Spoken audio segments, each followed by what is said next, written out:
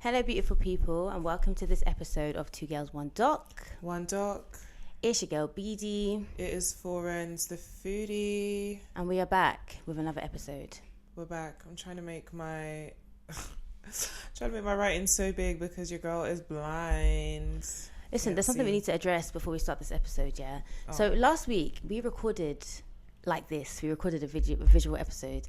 But for some reason, my memory card said, nah, babe, it's not happening. And then, like, when I tried to, like, put the file, like, upload the file, it was, instead of being .mp4, it was .dat. And I was like, what the hell is that? There was no file. Very bizarre. Someone did comment on our YouTube and was like, hey, I came here for the visuals and to see the new setup, but I can't see it. Is it me? It's not you, babe. It's not you, it's us. It's not us either. It's the demons of hell who messed up my memory card. So hopefully today you can see us, okay? Yeah. I literally did prayers this morning. I said, Lord Jesus, please, I beg. Yeah, because we finally found a way to record remotely, which is just a lot more convenient. We did this whole spiel last time, but yeah. Hopefully you can see us. And if you can't see us, it's because something happened, basically, is what I'm trying to say. So it's not you, it's us. It's us. But also, welcome to my crib again. I did this last time, but welcome to my crib. Do the tour. This is my couch, and these are my paintings, the Igbo ladies. You can't see them, but they're there. I mean, you can see the bottom half, but not the top half.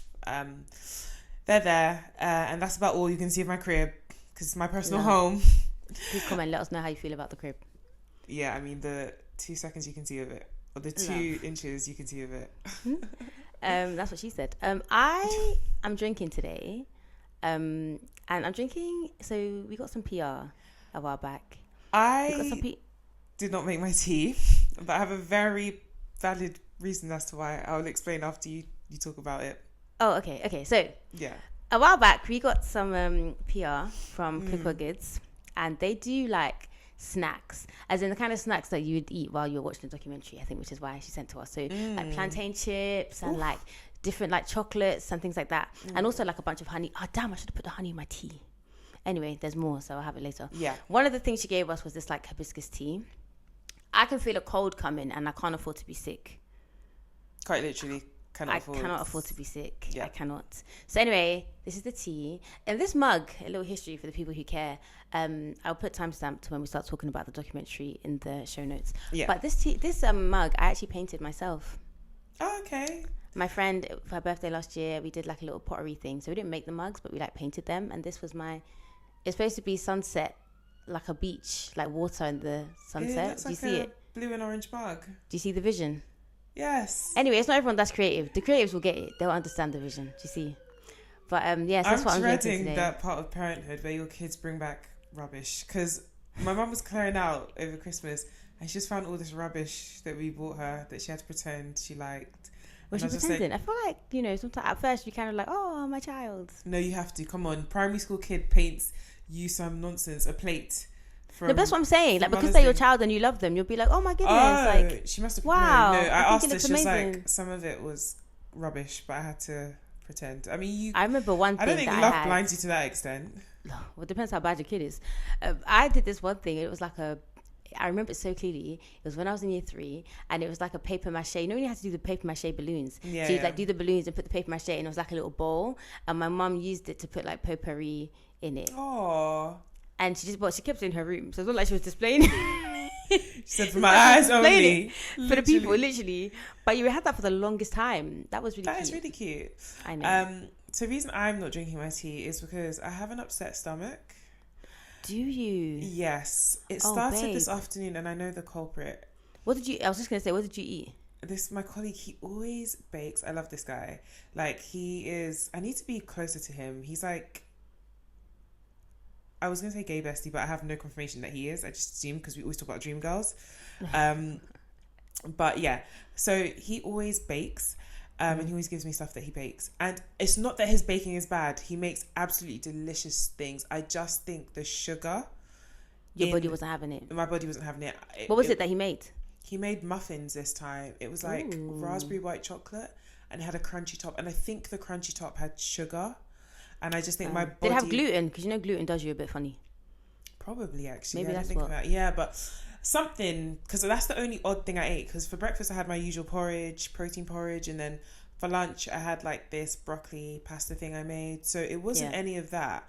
But I think it was the cake. And I've just not been feeling good. So I was like, you know what? I'm not going to drink or eat anything. I am not 100%. I hear it. Not to say that the tea would have been whatever, but anything green tea, whatever, is probably going to push me right over that edge.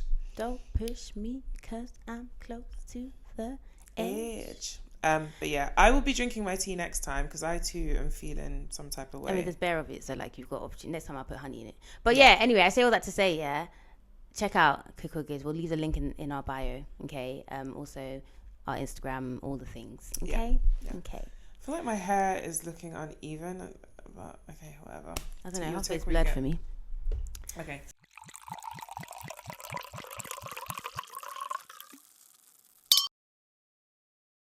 So, today's documentary. Yes. We are doing The Flying Fercos. And it's a documentary that was sent to us by someone from Monarch Hill Productions, who are people who made this documentary. Yep. How did you feel about the documentary? I love this documentary. Yeah. It was giving... Okay, so it was giving Tiger King. Yep. There was definitely that element. But it really reminded me of, I don't know if you guys used to watch, this is like vintage, when Hulk Hogan had a reality TV show. I vaguely remember this, but I don't think I watched it. I watched it religiously because then I grew up on WWE, so obviously I knew who he was. Yeah, I love the WWE. I did not. I watched it under Were duress. you a Raw or a SmackDown girl? It was all...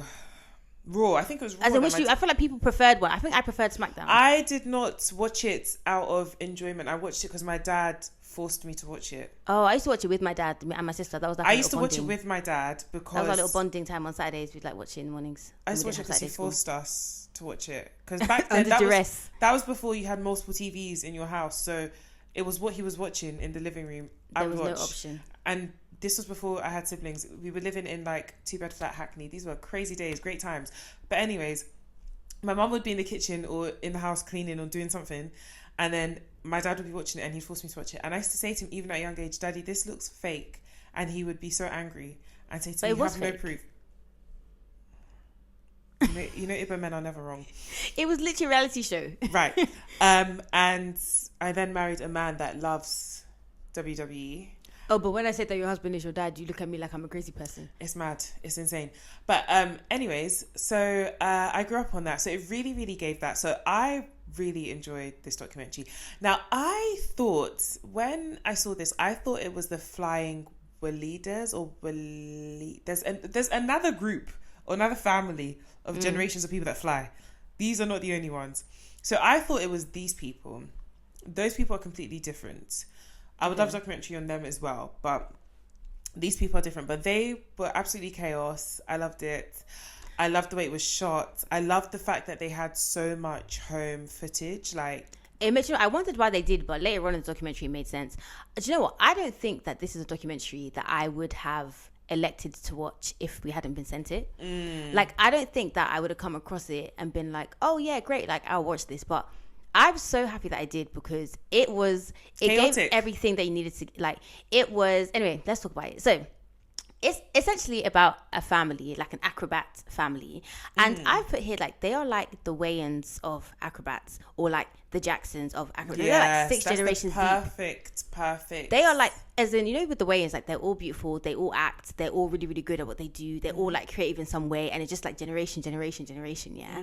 That's what these men are like. So we focus on the beauty. Well, I think that actually the first four, stunning. I think that they were beautiful. Yeah, but I think they kind of diluted the bloodline with the. Because I was going to say, do you know what particularly came to mind? The sons. Yeah, the sons. Yeah, to be honest, the girls were fine. The sons, they let Nas down. Yeah, they did. Yeah. But however, I feel like they were like that family who this was their thing. Yeah. As in, this is what they were born to do. 100%. So we meet basically 2 generations of the family. So talk about the siblings. So there's Tony. He's like the main guy, the Don Dada. Then he's his brother, the Hulk Hogan. He's the Hulk Hogan, exactly. And then Tiger King. Fernando. Ferdinand. But I swear they called him Fercos or something. Yeah, they called his name is Ferdinand, but they called him Fercos. That's why I was like, was he the eldest one? Because why did he get called the surname? Right, because it's just like me being called the foodie. Like I don't have two sisters that also equally could be called the foodie. Yeah, it's very bizarre. Yeah. But anyway, so Ferdinand was the brother, and then there were two sisters, Olga and Dasha. Yeah, so there's 4 of them. Okay, so they all start doing like acrobatics from when they're like babies, which is the perfect time to start. I'm gonna have my kids flipping, flopping. I am gonna have my kids twisting in gymnastics. Okay, from the womb. Yeah. In fact, because they need to be better than me. And not just they need to be better than me. You need to start earning your keep. The sooner you do something. You're gonna be Joe Jackson. This guy was Joe Jackson. I cannot lie, and it paid off. Or did it? Who knows? Yeah. So this documentary is centered around Tony Fercos, and like we basically see how everyone talks about him like he's a dictator. Like he was Joe Jackson. He was on it. He made everybody great, essentially. And the most important thing is that it got them out of Czechoslovakia, which is where they were from, and to Las Vegas, which is what they wanted. And as Florence mentioned before, there's so much footage, yeah.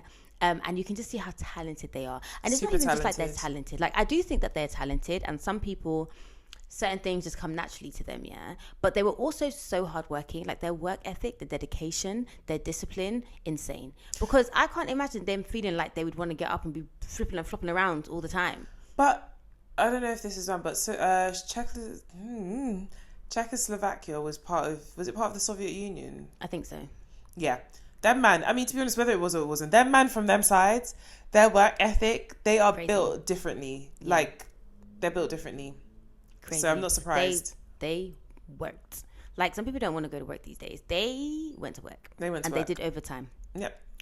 So they traveled through Europe all together. This is in like the 1960s, yeah, just for context. And they're famous in Europe. And you're famous in Europe in the 1960s. There's no TikTok, by the way. There's no viral. Like, well, I mean, there was viral sensation, but like, you know, not in the way that it is now. It's not 15 minutes. These people were famous in Europe. They catch the eye of this like talent scout from Vegas. Yeah. And they get signed. So they go to Vegas, they're living it up, and they're of that mindset where it's like, you know, when you come from nothing, yeah, it's like we have to make it, as in it's do or die. It's like, do or die. Literally do or die. It's kind of like coming from Nigeria. Nigeria's a do or die affair. Eat or be eaten, chop or be chopped. Eat or be eaten, fam. So oh yeah. So basically, when they're in Vegas, this is around the 1970s now. So this is around Elvis time, Frank Sinatra, like they're living it up, living their life. Their contract initially is 3 months. They perform, it gets extended, yeah? And so they're doing 2 shows a night, every day, no days off, their star is rising. This is like the grind, you know? Like, in this life, I mean, maybe people don't really have to grind as much now because like TikTok, all that stuff. But people would grind, like, as in, really like hard. It's not like you said, like now you can. I'm not saying people don't work hard now, but like now you can put out a video, go viral, and build off of that. Like, yeah, and still working hard. Yeah, but the grind it's a lost art. It's different, man. There's a bit where Tony, when he said he got to Vegas, he saw women that were topless, and he was like, "Yeah, I think I'm going to like this place." Yeah. He was like, I'm going to stay here. I was like, That's when I knew he was a delinquent, fam. I knew he was a... I said, something is coming up. You said I didn't just become a bit of a slag. I was a total slag. So their main competition in Vegas is this duo called Siegfried and Roy. I kept saying Siegfried and Freud. Yes, but I also thought of Stepford and Sons. Oh, I see that, but I was like, why do I keep thinking it's Freud? But then I'm thinking of Sigmund Freud. Yeah, right? But you're not wrong because no, but it's not Sigmund, it's Siegfried and Roy. I know, but either way, like, why did you pick those names?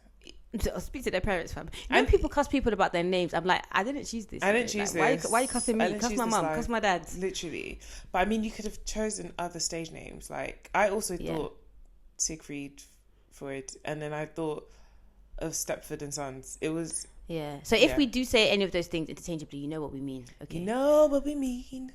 So the Siegfried and Roy, them man, yeah, they work at the MGM Hotel, which I feel like everybody knows the MGM Hotel, right? It's like a big hotel in Vegas. Yeah, but I mean, but I don't know if I'm thinking of the MGM. Is that the one with the lion in the at the end of the Yeah, movies? that's what you're thinking. Maybe that's what I'm thinking of. Because I think the hotel since has closed down, but is it? I think of the movies with the lion. But are they affiliated? Who knows? I mean, someone knows, but not me. If you know, leave in the comment. So their whole act was like magic. So they did magic with like animals, lions, tigers, and bears and stuff. Yeah. I'm not scared. Right. Thank you, Jasmine. So at this time, Fercos are at the Dune Hotel. And when they saw Dune, I was just thinking Insecure because of like the Dune. Yeah, of course, me too. This wasn't that. This was the Dune Hotel. Which again, either way, I'm sure Lawrence was in there broke and unemployed, forgetting his Issa's birthday. With what's her name? Tasha. What's her name? Oh my god, yeah. Girl, how could you forget? So they are at Dune Hotel, which is another huge Vegas hotel, and their name was at was on the billboards outside, which is a huge deal because it's like, oh my days, Fercos. Do you know what I mean? Like, imagine me seeing, I don't want to see my name in lights. No one's gonna stop me. You see, I will go. What's your name? Tina. Fercos. But you know what? That whole thing was really peak because you sing that song as your like opening song and then you don't go far. Is that how you know her real name? Yeah. The last time I saw her, she was in Why Did I Get Married? And she was just like this sales assistant that helped. How does what's that the happen? Slap guy? Chris Rock. Oh. Him find whatever. I don't know how that happens, but it's very sad. You said you were going to see your name in lights and you didn't. But she did see her name in lights. The lights just went off. That's all. Okay. Anyway, she did her bit for me. Childhood me was lit. No, she did. I love those shows. Yeah, Loved Childhood it. me was lit. Being. Yeah. So Siegfried and Roy, they are a bit like, pissed because their names aren't in lights. Yeah. Can't lie. And they've been doing it longer. Yeah. And also, MGM offer Fercos their spot. And the Fercos thought they even do magic. But again, here comes the hustle, here comes the grind. They're like, I don't do magic, but how hard can it be? How hard can it be? I can do. Exactly, I can pattern. Call and me, I beep love me if people you like want to this. reach me. Fam. Call me, beep me. I rate people like this so much because it's just like, fam, nothing stopping the hustle. Like if I can see it, I can achieve it. Yeah. Do you know what I do?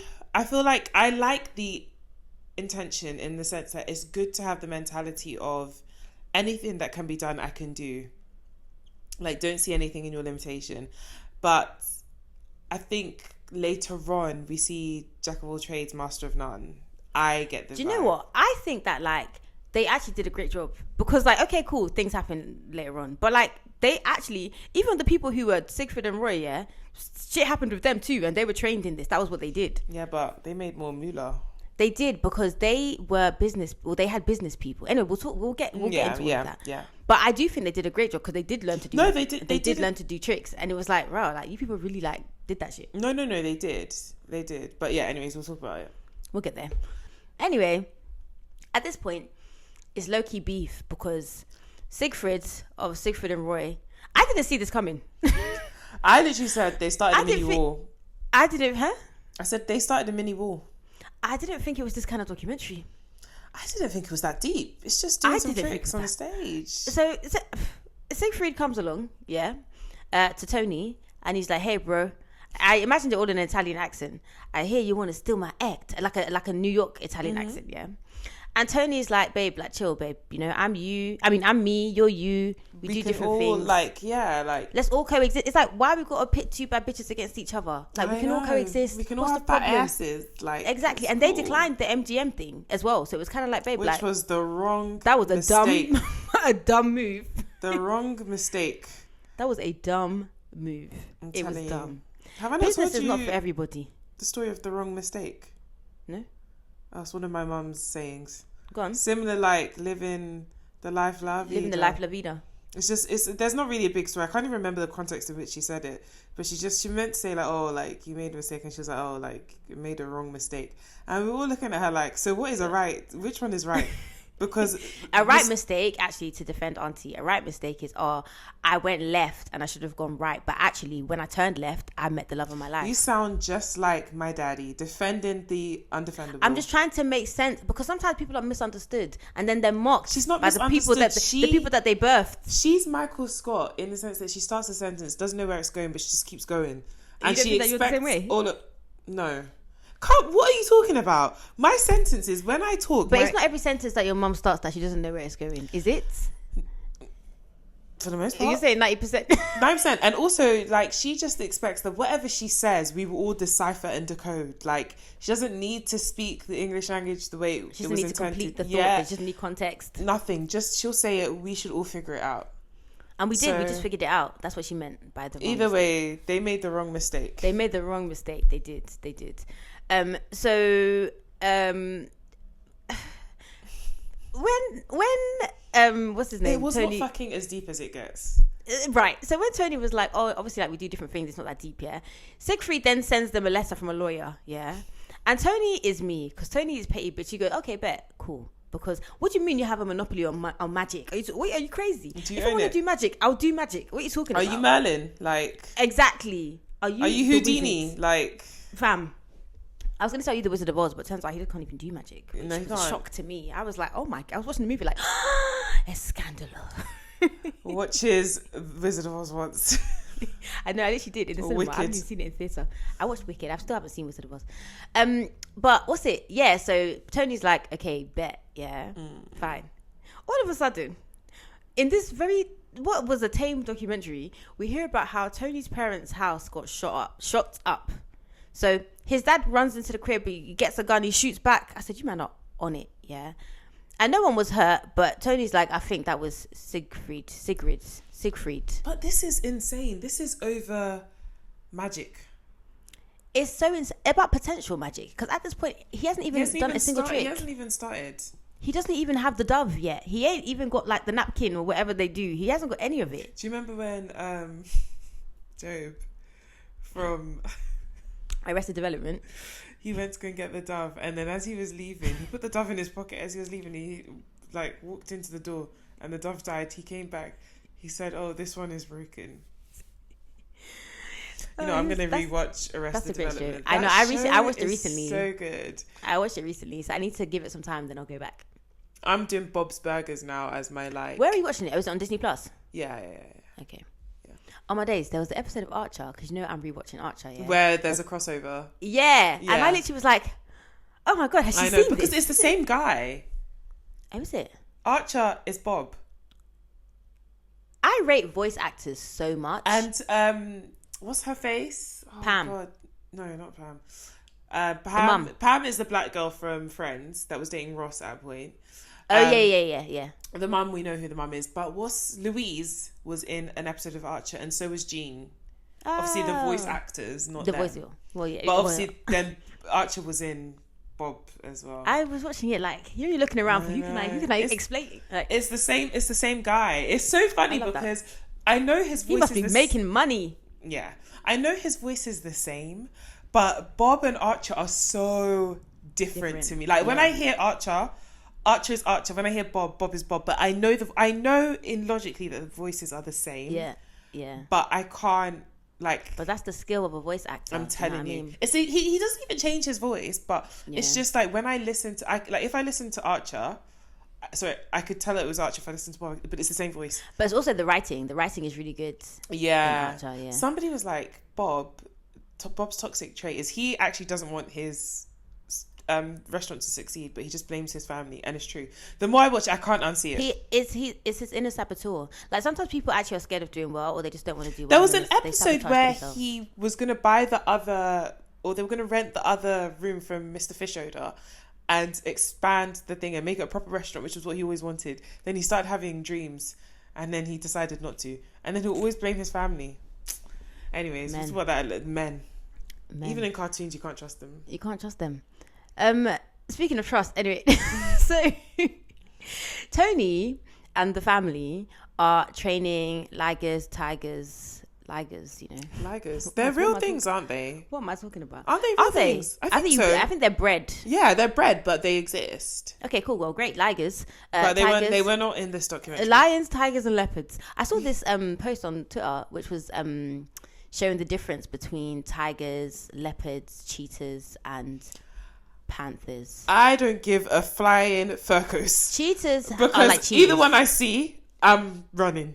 I'm wearing. Oh, sorry. Okay. Oh, okay, yeah. I mean, cheetahs are the spots. Cheetah girls, cheetah sisters. Yeah. Tigers, obviously, the stripes, and then the leopards have like the little it's like a circle and then a dot in the middle. You getting close enough to see all of this? And then no, actually, in fact, I shan't be. In fact, that's true. That's actually very true. Panthers it's on the blacks. The past 5 minutes. So they. At this point, I'm like, these guys are actually kind of like, this family is actually kind of cool. Like, they're actually saucy. Like, they are saucy. Imagine if this was your like granddad's. Yeah, it's like a mafia family. It's like a mafia family. That's it. It's like it's giving The Godfather, but meets Tiger King. Yeah, meets Hulk Hogan and them, man. Yeah, like I love that for them. I love that for me to be able to watch it. Yeah, I enjoyed it a lot. So there's this bit about their management, and this is what Ferenz was alluding to before. So the guy who found them, you know, like loyalty, but also like think big. Right, but think big, yeah? So they stick with him and they stay at the dunes despite the fact that the MGM man offered them an offer, yeah? So Siegfried and Roy, they end up signing a huge deal with Mirage and they made $40 million. This is in why the 70s. In life, sometimes it's not just praying for opportunities, it's praying for wisdom. For wisdom, yeah. Because the opportunity... And favour to meet the people that will carry you through. Because the opportunity met the preparation, but the wisdom was not there. Was not there. To seal the deal. Because they even said that they regretted it. Of course they will. Because you had so much... Like, you had... Some people... They don't have the opportunity. They don't have the preparation. They don't have the talent. Yeah. You people had all three. All you needed was a bit of wisdom and also less ego. I think ego played a huge part in. Yeah, there were men. Too many men involved. Yeah, too many men. Well, do you know what's so funny? There was a bit where they were all playing with like these big cats, and they were in like these men or in speedos, and I was like, this is hilarious. I was like, you don't like. I'm sorry, but. I mean, I'm not gonna lie, I found the cats cute because they reminded me a lot of Aubrey. Like, I was just like, Aubrey, these are your ancestors? Yeah, these are your ancestors. Like, oh my God. This is from whence you came. Literally, I could see his face in these cats. I could see him. Like, I just wanted to kiss them. But also, no. We need to get to the point where we understand that there are some animals that are not to be domesticated. They are for the wild. Yep. Stop trying to make fetch a thing. Stop trying to make it a thing. Stop trying to make fetch happen. It's not. Stop thinking, I raised it from a baby. No, like. But again, that's where the ego kind of comes in, right? Because you think you're special. Yeah. When actually you are meat that they know. Okay, I'm meat that they don't know. Yeah. But we're both meat. Yeah. No. I just think I just think it's irresponsible as well. And also, I was like, all this time, I was like, where are they living that you can just have like lions in your backyard? Like, I don't get it. They had a lot of land though, because if you see it at the end as well. That's where they lived. Not fair. Now we get into some drama, as if there hasn't been drama already. So far, as we mentioned at the beginning, it's been the siblings, right? We had Tony, we had Fercos or Ferdinand, we had the sisters Dasha and Olga. So they're splitting the money 4 ways. Cool. Tony marries this lady called Virginia. She was a dancer in Las Vegas. And his brother marries a lady called Julia. And then they tell us that Dasha and Olga have kids. They don't mention whether they're married. They just said that they have kids. Yeah, okay, that was so interesting. It was so weird. I was like, okay, baby mate. But we meet Dasha's husband later. So I'm just like, I don't know why they said that. It was so random. Yeah. It just reduced them to like baby making machines. It's like, they had kids, so they weren't really useful anymore. I was like, okay. So someone tells Dasha, she's like, oh, by the way, like, do you know that when you guys finish doing the show, their wives wear your costumes? And Dasha was like, the fuck? And asked Tony. Inside the bum. I was like, first of all, and I've sweated all in over this thing. And you put on my. It's like you want to be me so bad, like so bad. You don't care about my crotch juice. Literally, my crotch juice. You do this. Okay, well, and then your brother. Anyway, so and then your brother. Okay, so said, is that in it? It's like familiar. Oh, salty. Red card. So then, Dasha goes to, and I love people that are direct like this. Dasha goes to Tony and was like, what the fuck, bro? Literally. What's going on? Are they going to take our place? And he was like, yeah. But how you deduce that from they trying your clothes? I would have just been, oh, it's weird that your wife's trying on my clothes. Like, how did she get, it was a hop, jump and a leap. Yeah, it was. It was a somersault. Literally, she jumped to the conclusion, but she was right. She was right. So they now decide they're going to do the show with their wives. And of course this causes drama. This is the kind of like family drama that goes forward into like the decades and decades and decades and decades and generations. And you wonder why Auntie Dasha doesn't come to Thanksgiving. It's because 30 years ago. Do you know what's so funny? I used to hear people say like, oh, they don't talk to this person in their family, they don't talk to that person in their family, and I wouldn't understand it because I came from a family that just, it wasn't like that. We talk to everyone. Now in further deeper adulthood, it's so easy to see how generational. I don't know how everything's passed on. It's inherited. The beef is inherited. It's inherited, and the beef will start from something that is so small that could have been rectified. Resolved. And it just wasn't. And this is the perfect example. But also, when I was watching this, I was like, this also reiterated a lot of things that I also have seen with my own two eyes. That like, you see, when it comes to family setups, men will always be the weakest link. Like, you have siblings, and I understand that your wife comes first, but you have sisters, same womb, you shared a womb, your roommate, raised, you guys have been doing this for time, you raised together thing. You work together, you've made it together. Then because you're married, you forget your family. Like, I'm not saying that they shouldn't have put their wives on, but you could have expanded the show. Why did you have to get rid of your sister? Like, and basically cut off your sister's bag. That's actually that's vile. It did them dirty. That was and you on your own show. Like, you highlighted the fact that they have kids, so you basically you're fucking up their bag, which is going to help with their kids. To be honest, it looked as if the sisters did better off than them in the end. But we'll get to that. But yeah, Dash's husband is so lovely. Like, she really won with him. She really did, and I think he has money. No, I think it's the other one. I don't know. I don't remember. But either way, I just think like men are the that was dirty, man. Weakest fucking links, mate. Absolutely that was filthy. Dirty. And then we hear, and I believe this part, that Dasha and Olga were like harassing the wives. Oh yeah.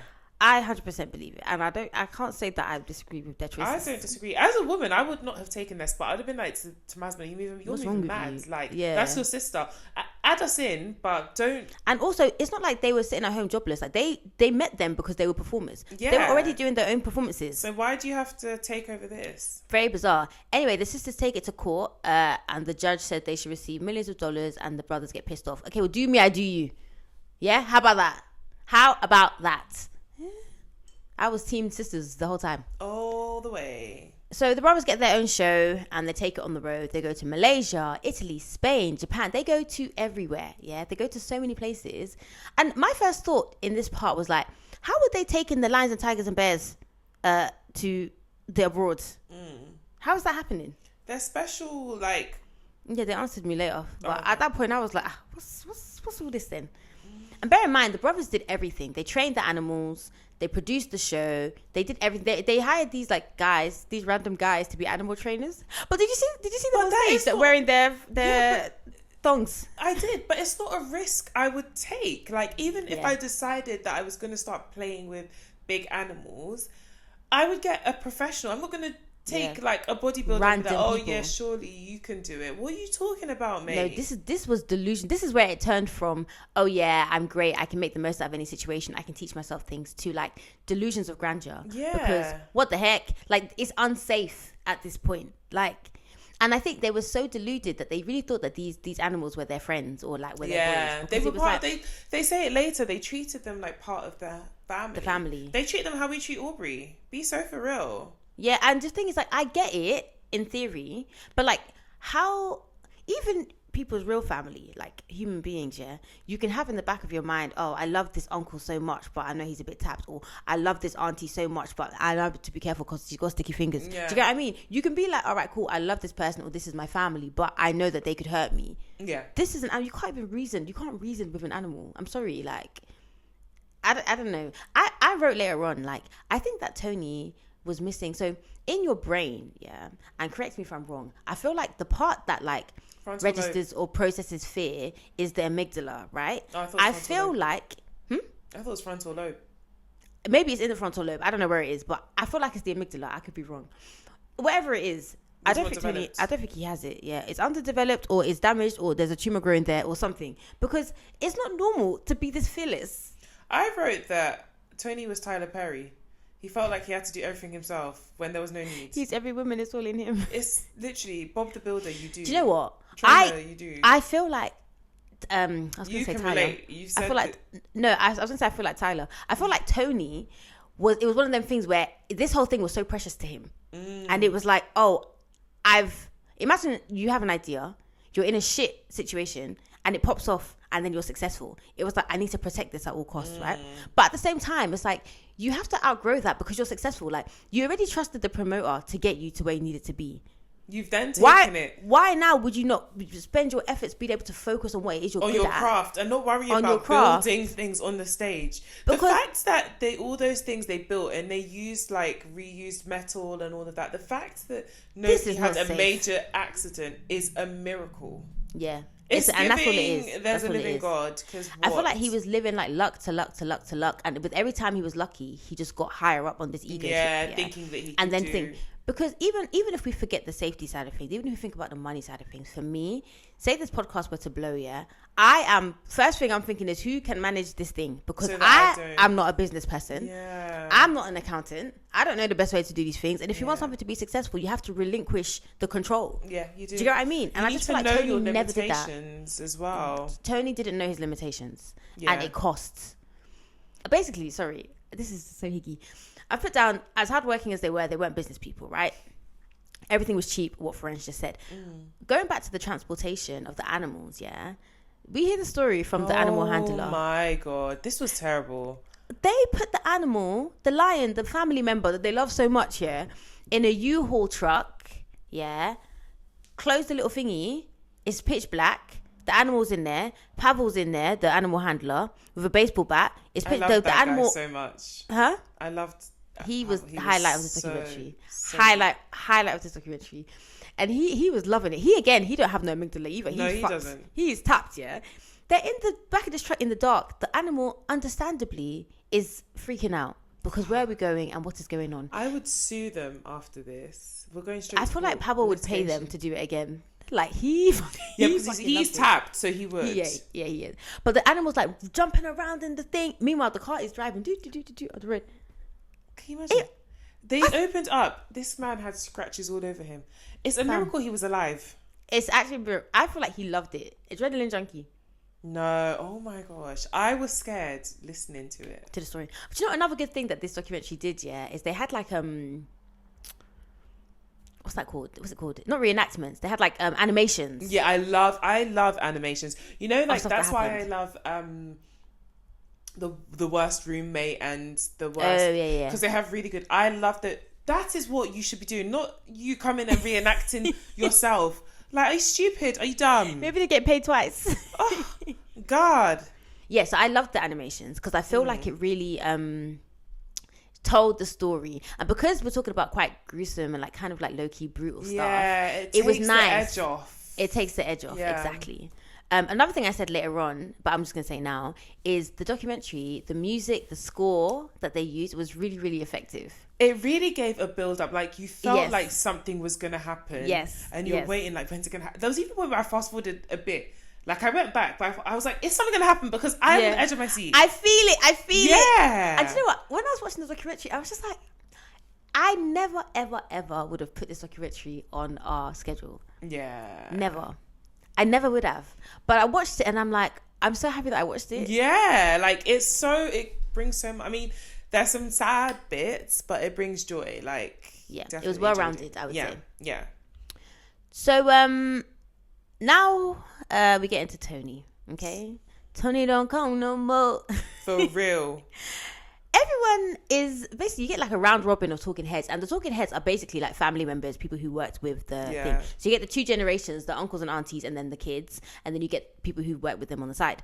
So everyone's basically saying, Tony did what he wanted. He didn't adhere to rules. He always thought he was right.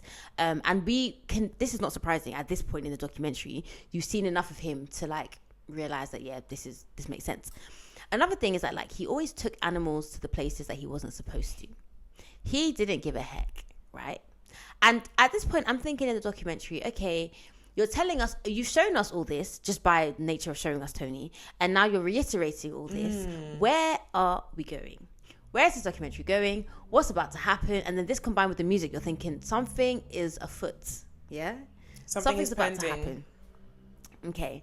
So basically, he's a deadbeat dad. And his wife is basically a single mum. Yep. His son and daughter say they only really spent time with him when they were helping him build props, yep. which he, out of his own mouth, the kid describes as slave labor. Yeah. Which it was. And on top of that, he cheats on his wife. He doesn't cheat. Like he's cheating like regularly. It's not a one-off. He's a cheater. Like, he just not like a tiger, not a leopard. He is a cheater. A cheater. Okay? And do you know what's so wild about that as well? Like, somebody was saying that, he felt bad because he had family. And then it cut to Tony, and Tony was like, I never regretted it once. As in, cut to Tony today, who's had time to reflect, time to think about it, time to change. And he said, I don't regret it. That man, I would do it again. He was like, given a chance, I'll do it again. Tony, do you know what? He was himself. He was the worst of men and the worst of men. And the worst of men. No, for real. I was like, that's insane. That is insane. For you to not support me and then cheat on me and then not regret cheating on me. A whole me? And then on top of that, to add injury to insult, and I'm saying it that way around on purpose, yeah? One of the panthers bit her face. So now you've like marred me. I want to leave you, and now I have to think about my market. With the panther. Literally, because you've shrunken my market now to probably 2 men. It's just... Yeah, I bet she regretted ever giving him her number. She rused the day she met him. Fam. God. I do for her. Fam, she's... And the whole family was just like, yeah, like he was too reckless. Yeah. He was too reckless. I feel like he was that way. Like it was always in him. Yeah. And then when he got successful and made money and stuff, he then had access to exactly. Because I feel like there's some men who like they don't cheat because they can't. Like you're not really no one's checking for you like that. And do you know what the thing of the matter is? That's why like when people say, "Oh, money did it," it's not money that made your man cheat. It just gave him the access or the ability to do so. He always had it in him to do this. Like, and that's the truth. Like, some people, a lot of men don't cheat because they don't have the access to. They can't afford the what it takes to cheat. Or the money doesn't make them attractive to people who want to sleep with them, yeah. That's it. Boy. So, in 2002, Roy of Siegfried and Roy was attacked by an animal. And they tell us it was a really serious attack, okay? And he tries to frame it as... He had a stroke. Are you dumb? As in, not just he had a stroke, but he had a stroke and the animal was trying to, like, save him. What kind of Kool-Aid are you sipping? I was like, by biting your neck. And everyone was like, are you dumb? This was no, like, love relationship. He tried to bite your neck. But I get why he's tried to frame it like that, because that's going to fuck up the bag. And it does, because afterwards, Vegas are like, sorry about it. We don't want no animals on stage. We can't afford to do this. We'll see waiting to happen. It was stupid. It was stupid. Like, this is I'm so sorry, we haven't even discussed this. This is like the way Blake Lively and co are trying to argue that video shows that she was uncomfortable. What happened? What happened? What is going on with that? Have you not been following it? We need to do credits on that once. I just want the dust to settle first, so that if I say what I want to say, they won't cancel me before we've even started. I started to watch that video because it came up on my timeline, and then there was just a lot happening, and because you haven't been following it, you don't get it. No, I had seen some things, but I haven't actively followed it. If something pops up, maybe I look, maybe I don't. Basically, obviously, after this movie, really, really quick rundown. What's a rundown? I'll tell you what a rundown is. After that stupid It Ends With Us movie, because that movie is not worth a quarter of the hype. Did you watch it? Yeah, I watched it. I had to watch it because I had to see what... Oh, you watched it after the thing? Yeah. Oh, I was asking, had you watched it and then this happened? But it's shit because of her. Anyways, first of all, when the movie dropped, everyone was like, Blake Lively, like, the way she's carrying herself isn't great. This is a movie about DV. She is not promoting that. She's talking about Bring Your Florals. Then she's, like, promoting Betty Booze. And then which is her drinks band. And then she's, like, doing stuff with Deadpool. And then she's, like, promoting her hair care line. Like, this is messy. So she was getting a lot of bad PR. But that would have blown over. Okay. Like, we would have forgotten about it. It was fine. People were really hyping up Justin Baldoni. It was his first directorial debut. Like, he really cared about DV. He'd done a lot of research. He'd read the book. Blah, blah, blah. Then next thing, months later, she drops this lawsuit saying he sexually harassed her, that there was no intimacy coach, he went off script, he kept talking about, like, his sex addiction, or it's not sex addiction, porn addiction. Okay, and I think I saw that. Basically, since then, his lawyer has been dropping receipt after receipt after receipts, proof, timeline, screenshots, fucking everything. I am so shy for her. Like, when another thing drops, I'm like, oh, I'm so shy. Like, half of her case was built on this video where she said that he went off script. He was talking when they didn't need to talk. He was telling her that she smelt good in a sexual way. The video refutes all of that. He was talking to her like a normal person. Next thing, he's like, cut. My heart hurt because I was like, nah, like, obviously they were acting romantically, so you were gonna fall in love with him.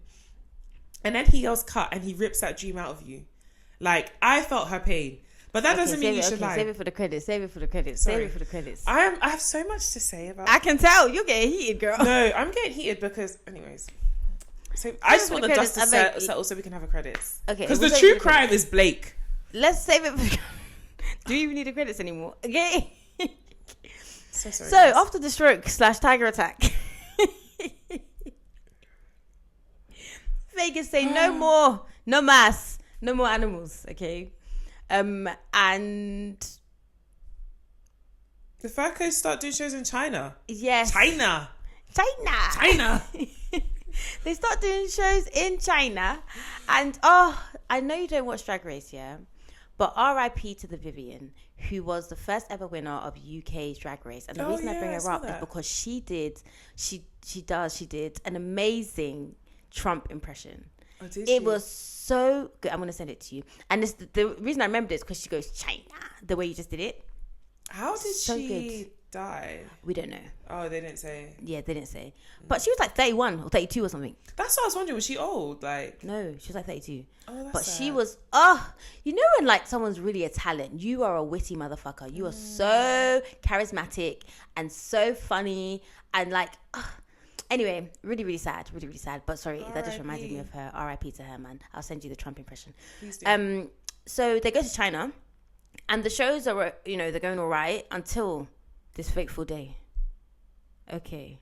And do you know what's the most annoying part of this as well is that what happens to Dashenka. Dashenka is daughter of Dasha. Dasha is sister of Tony. But they needed to give us context as to how they got back together, right? Yeah. Because that was not... Thank you. I said the same thing. This documentary was 1 hour and 28 minutes, yeah? And I'm telling you, they could have added another 15 minutes. I wouldn't have minded, yeah? Because I would have taken those 15 minutes extra to learn how did we go from, the tea. How could we go from them fucking up the base to now we're cool enough that I'm not just on tour with you. We're in China. It's not like you're performing. And my family's there. Yeah, it doesn't make sense. It doesn't make sense. So they could have been a lot clearer with that.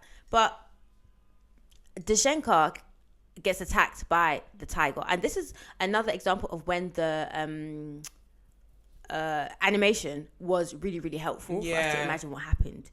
So she's standing, there's a curtain. She's standing in front of the curtain. The tiger's being walked behind the curtain to somewhere. I don't know if he smelled blood or whatever, but the tiger grabs her ankle through the curtain and drags her. This is giving horror movie. Yeah. Drags her. And then we see, like, pictures of her leg. It is mold. It's fucked, fam. I cannot lie. I cannot lie. A lie I cannot tell. That was horrible. It was mad. They should have been like, warning, warning, warning. It was disgusting. All the and then warnings. the biggest worry now is, okay, cool, are they going to amputate her leg? Okay. Even after all of that, because this happens, I think, before a show. Yeah. Even after that, the show must go on. That very day with the same tiger. That has a taste for human flesh. That has the taste of human flesh. There is not an amount you could pay me to be on that stage with that tiger. And you know what? The sons, Tony's sons, do a little bit of like victim blaming there, and they're like, "Why are you on stage? Why are you on stage when you don't need to be there? Shut the hell up." That's your cousin, like, listen, first cousin at that. I was like, fam. I was like, listen. It's like saying, why were you born then? If you weren't around, this wouldn't have happened to you. Shut the fuck up. Shut the fuck up. What are you talking about? What are you talking about? Because now you're taking it personally because you're chilling with the tiger. Literally. Nah, it pissed me off. So the parents are crying. Like Dashenka, Alberto, her husband, they are thinking, wow, look at what I've done. I've ruined my child's life. Anyway, we see so much footage. We see them treating the leg, and we see young Dashenka, as it happened, basically like recounting how she's feeling at the time. Yes. Which must be so trippy for her to be able to watch now in her adulthood with her leg, because they saved the leg. Sidebar, she was like really pretty as a girl, and she's beautiful. Super hot now. Beautiful. But look at her mum. And her dad is a thing as well. Her dad is a thing as well. So I was like, okay, thank beauty God it went begets the way it went. Beauty, exactly. So now we have the issue of the hospital bill, because this is not the NHS, okay? The show, turns out, wasn't insured, which is insane. Was it that it wasn't insured, or it was, but they refused to pay? What was the... I think that it was... I don't know. I wouldn't put it past Tony signing up something just for, like... Just to do it. Yeah, and not check reading the terms and conditions. Mm-hmm. But either way, China were like, we're not paying that shit. Soz, yeah. And so then we see footage again, so much footage. We see the footage of Tony arguing with Dasha and Alberto. And Tony's basically being like, well, just fucking leave the hospital then. Just don't pay, just leave. And they are like, listen, these people have saved our daughter's leg. What the fuck do you mean just leave? Like, we should be able to pay them. I get it, but... I would just leave. Like they're not like it's not a what's that thing, convent or convent where nuns stay, or monks monastery. Like, yeah, I get it. Like, they helped you and stuff, and don't get it twisted. I'm not trying to belittle like the work doctors do. Trust me, I'm married to Med, but. How long have you had that in the chamber? I swear it just came to my mind now. But I actually am married to Med. I'm Dr. Heavenly, Daddy. No, I would not be heavenly. But no. Just leave. Just fucking leave. Like, crying and like, they didn't do it out of the goodness of their heart. They did it because it's their job. Like, you can't pay. Yeah. Like, settle it. Like, but are you going to hold yourself hostage? Like, what are you going to do? Sell your kidney? Like, leave. But I understand where you're coming from. But the point that I took away from this is Tony was dismissive as fuck. Oh, like, no, 100%. It was very like, oh, just leave them. I was like, but then also sometimes, I get it. Trust me, because I'm not that way and I'm very emotional. But sometimes you do need someone like that in a situation. Why is Dasha's crying? Why are you crying? They've saved her leg. You're crying because these people saved your daughter's leg. Now you don't have money to pay. What are you going to do? Like, you know what I think? I feel like Alberto crying too. Listen, I get it. I agree. But I feel like nothing happens in isolation. Yeah.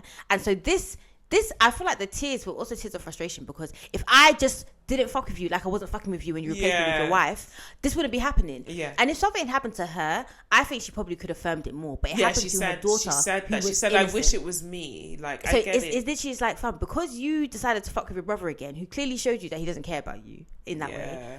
Your daughter now has perished, and it's her life definitely is going to be compound I think stress. It's compounded. Exactly. So anyway, after this, the beef. There's more beef. Okay, so lawyers get involved because of the whole China thing, and they stop performing because they're basically like, okay, well, hospital bills aren't paid, so we're going to stop performing. Yeah. I don't think this was Tony's idea. I feel like Tony would have performed. Tony would have performed to the bitter end, to the day that they dragged him out till Victoria the Tiger on that stage. Ate him. Yeah. That's when he would have stopped. Absolutely. Because he has no morals and principles, so he doesn't give a heck about... He doesn't give a fuck. No. So, just when you think it can't get any madder, yeah, they get robbed. I did not know the Yakuza were on this kind of crud. Do you know what? It didn't surprise me, because I was like, from when they were like, yeah, we're not paying this hospital bill, I said, okay, these people, they didn't know who they were messing with. They didn't come to play. They didn't come to play. They came to slay. Okay. And so they get robbed. All the equipment's gone. Stuff to feed the animals gone. Everything's gone. Yeah. And so they also stop paying for the hotel. So when the people are trying to leave, they now get arrested because they're like, you're not trying to pay. I said, people have pettied before, but they've never pettied like this. But this is mad though. They don't even give a heck. They don't give a heck. They don't give a fuck. So China flops, essentially. They lose bare money. Financial disaster. Oh, and that's not all. They steal their equipment. Oh, yeah. Like, so did you just say that? Yeah. Oh. Everything. The props, sorry. The cages, everything. I didn't process that in my head. But yes, everything. That's mad. So you can't do your show now? You can't do your show. Like, if you thought you were going to do your show, you're not going to do that show. If you're not doing it here, you're not doing it anywhere. If we can't have you, nobody can. That's what China said. Crazy. So, financial ruin, as Foreign said. And then now we're in 2011. Okay. And they're desperate for cash. Cash money. Cash rules everything around them. So they get an offer to do a reality TV show, a documentary on the Fercos. And this show would kind of be based around them passing the show on to the kids. Okay. Which was stupid because they weren't really trained in the same way. Like, they didn't have the skills. They didn't have the talent. They didn't have the facilities, big man. Like, they couldn't really do it. But I do think it was a good idea in theory for a reality show, because it's like, oh, great. Because I think with a good reality show, especially ones about families and stuff, there's something, there's an event, or there's a process, or there's something for it to end on. And for them, it was opening night of like the show they were doing, which obviously flopped and it was shit. Abysmally. First of all, the appetite isn't even there for these things anymore. Yeah. Second of all, like, I could tell from what the boys were practicing that they were going to be rubbish. When I saw the dance, I said, "Why are we doing choreography, bro? It's giving TikTok dance." Honestly, yeah, no. It wasn't gonna succeed. It didn't succeed. So, the network, yeah. It's done. They cancel it. Everyone's disappointed. Everyone's really sad. And then the documentary is like coming to an end now, and basically like the animals die. Like, okay, they do die, but the whole thing is outdated now. No one's really doing all that. The show is obsolete. The animals are dying. The house is derelict. Yeah, when we say like going outside, it's like they actually kind of went outside. That's what I'm saying. They went outside. I think though, like, there's scope for I literally wrote it at the end. It's a shame that the reality TV show didn't pick up, because it's a crackhead family. Like, I think they would make such good TV. Like, I think they should have seen that through, but maybe change the direction of it. Yeah, because I think it should really be focused on the parents. It should really be about the kids. The kids should be side characters. I think the kids would add something to it, but the parents, they're old now. They'll be cantankerous. And they have so much hate. Yeah. And like beef. They really would. Like, let's explore that. Fight it out. Like, stomp out at dinner. Like, shout at each other in Amsterdam. Yeah. But I do think that, like, this documentary was like a full circle moment. Like, I think it gave them the shine that they actually deserved. Do you know what I mean? I think it gave them their flowers. Exactly. I think it gave them their flowers, and it was done in a way where it kind of told their story. We saw the ups and downs. Like, we saw the growth, we saw the rise, we saw the fall, and they were able to be part of that. It wasn't like, oh, this documentary is in honor of someone and now he's dead. It's like he's very much alive and part of it. So, he can watch this all the time whenever his ego is a little bit hurt. I do hope, though, that something comes out of this documentary. They are people we need to see in the media. Yeah, more of. Yeah. I mean, they probably are around. Like, they just were never in my, like, world. I don't think they're around like that. I went on their Instagrams. It's not. Oh, it's not like, but it's amazing that I'm really happy that someone decided to make a documentary. But I want to see them. I want to see them win. Yeah, they deserve, especially the sisters. So I've put that this documentary is a lesson in knowing when to end things, because they could have ended on a high. Also about knowing what your limitations are.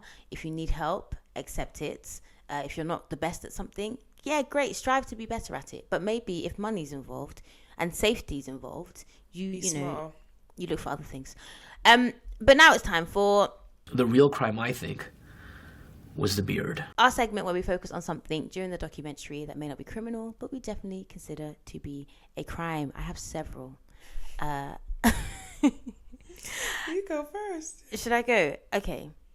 The real crime, I think, was the shared breastfeeding. There was a bit in the beginning. I actually thought that was really cute. Okay, there was a bit in the beginning where they were talking about how, like, the aunties, obviously they would like perform and stuff. So one auntie would be breastfeeding the baby, and then she'd have to go and perform, and then the next auntie would be breastfeeding the baby. And I was like, did we not have bottles? Like, was there not a better way or a more efficient way for us to? I don't really see a problem with that. Do you know that? I'd breastfeed my sister's kid if they needed it.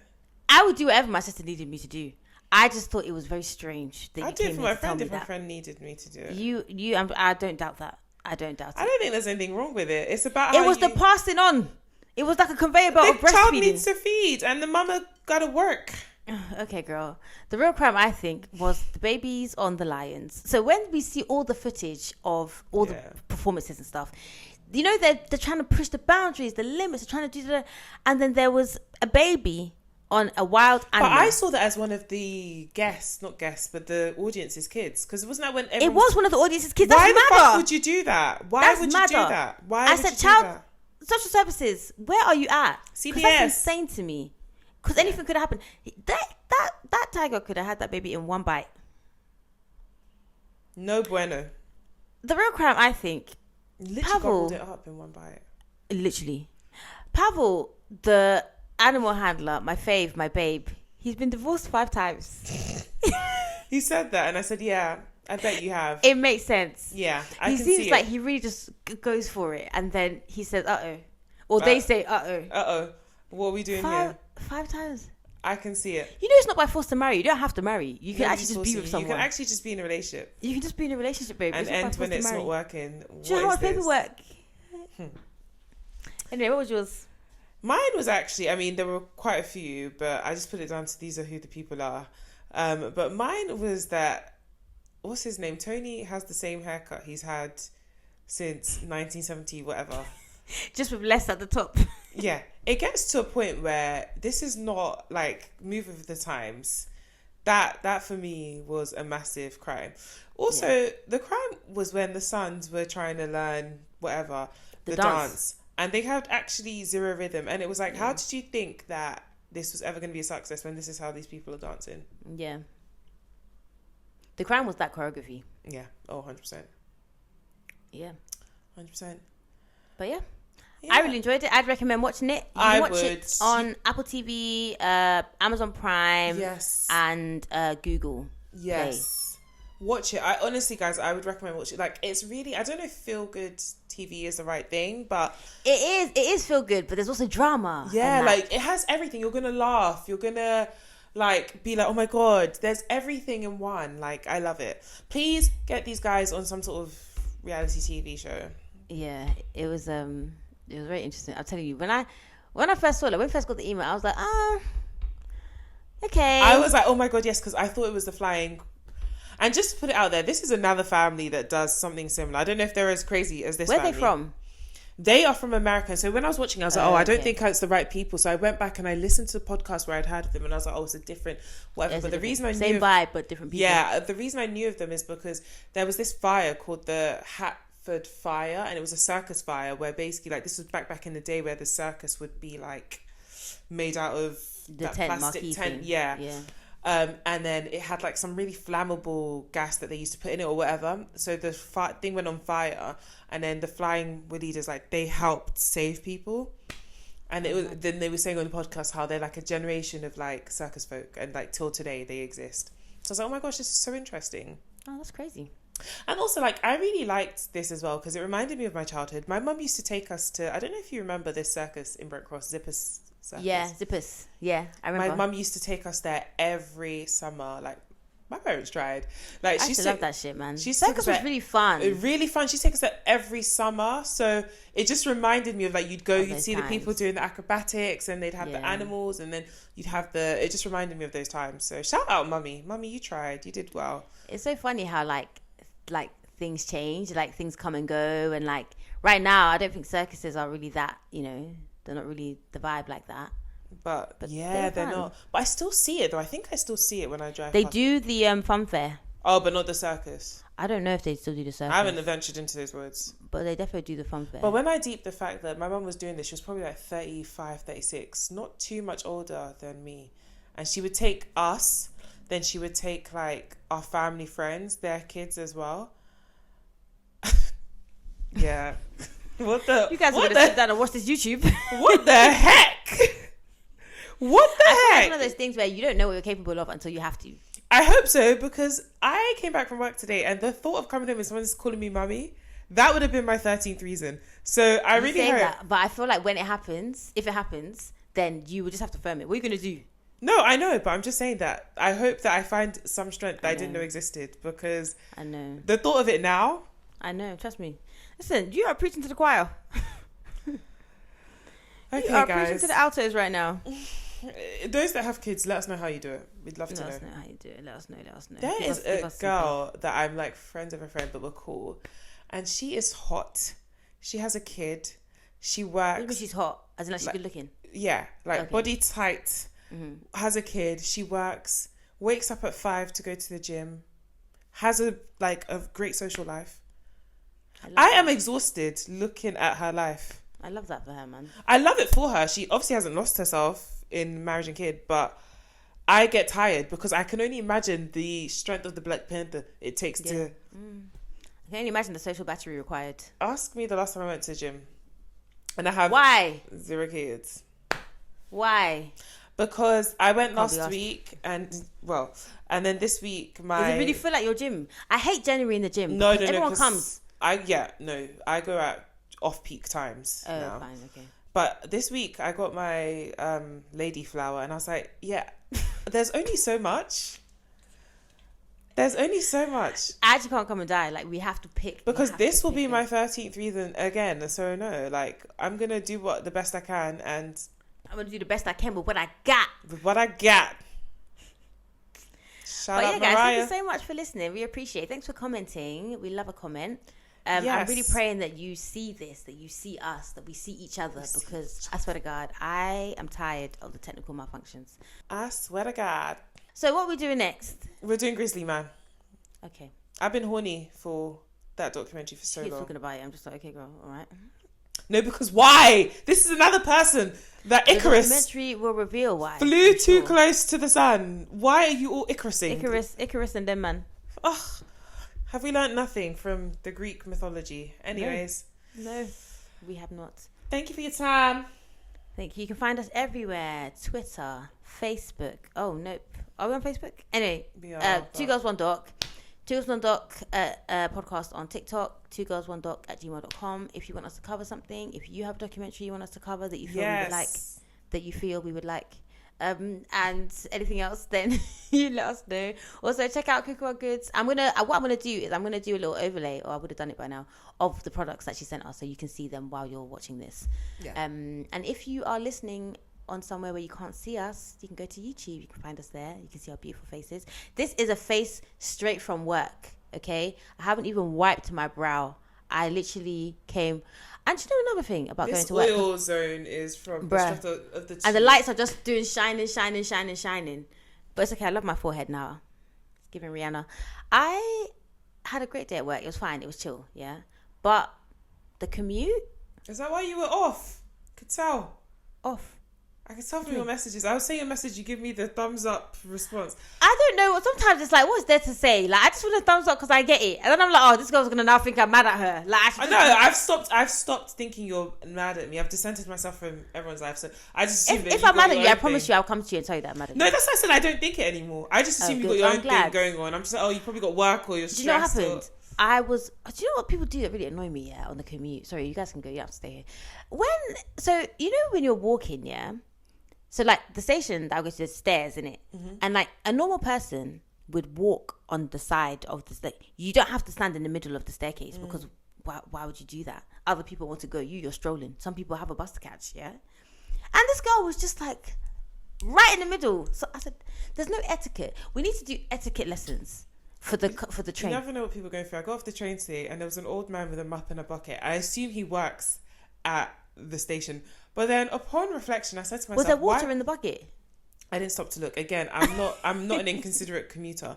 But then I said to myself, "Why would you be mopping the stairs?" Like, wait, he was actually mopping. So this is all what it was. He was stood at the bottom of the stairs with mop and bucket, just staring straight into. But he was wearing what looked like the uniform that people who work at the thing wear. But he was just but this is peak. Like, we're all exiting the train because it's peak rush hour. Like, we're peak landing back in where we're going, right? Yeah. So this is after work. So obviously move away from the stairs. But then I also said to myself, the way my stairs are set up as well, They are outside. So my station is like an outside station. Okay. Why are you mopping? Oh! Right. So he was just stood there with the mop like this, staring ahead. I kept looking back at him. I was like, oh yeah, like something. He's going through some shit. He's going through some shit. I have a special grace that I apply for old people because they've been here a while. Do you know what I mean? Yeah. And I really empathize with them because I just feel like they've seen enough. They've seen enough. Like, and also the world has changed before their eyes, and I don't know how I would. I'm nostalgic about 2016. They are nostalgic about 1960. So I give them a special kind of grace. When I think about my grandpa was here for World War II. Mad. He was here to see the apartheid. He was here do the civil rights movement. They didn't have no computers, and now everyone's on their phone. When my granddad was working, he said that he would tell his secretary what he wanted to share with the office. She would type something and put it on everybody's desk. Like CVs, people would come to his office to drop this. So like, but even with us, do you remember when we went to Brent Cross that time to hand out our CVs? Yeah, that was mad. For summer jobs. That was mad. That would never happen now. I remember that. And that's just in our lifetime. I know. So when I think about him, by the end, he was like, yeah, like he always used to say, look, he fully fit as a fiddle. He said, I'm at the departure lounge. Like, I'm just waiting for God to call my... He was like, I've seen, what is there to see again? There's nothing left. And it's the same thing that guy with the mop bucket was thinking. He's like, I've seen and done enough. It's enough. It's actually What enough. is there to see? What is there to do? Is it not enough? Yeah, fam. It's enough. So, to each their own. All right, well, I'll put the trailer for Grizzly Bear at the end. We'll do that next week. And thanks again for listening. We appreciate you so much. Thanks to Monarch Hill Productions for sending us the documentary. Appreciate you. Now you can see us when we kiss you. Thanks. Okay, bye. Bye.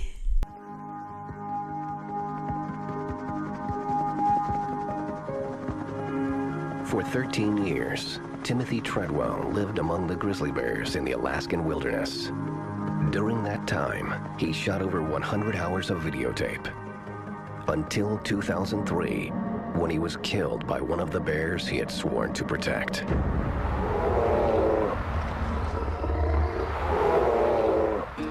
Well, I'm here with one of my favorite bears. It's Mr. Chocolate. Hey, Mr. Chocolate. He's been with me for over a decade, and he's been my good friend. Oh, he's a big bear. He's a big bear. A very big bear. Wow. When you spend a lot of time with bears day after day, there's a calling that makes you want to come in and spend more time in the world. Expedition 2001, I came here and protected the animals as best I could. In fact, I'm the only protection for these animals out here. Animals rule. Timothy conquered. He tended to want to become a bear. Most times I'm a kind warrior out here. Occasionally I am challenged, and in that case, the kind warrior must become a samurai. I think he had lost sight of what was really going on. He got what he was asking for, he got what he deserved. Come here and try to do what I do. You will die. You will die here. We need more rain! Melissa is eating her babies. Timothy, I'm getting a bad feeling about you. I can smell death all over my fingers. I will die for these animals. I will die for these animals. I will die for these animals.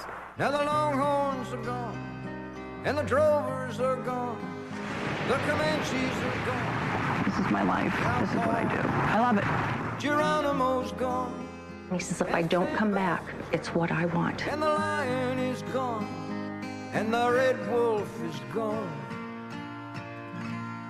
Ooh, yip, ooh, yip, ooh. And that's my story here. For me, Timothy Treadwell, the kind warrior.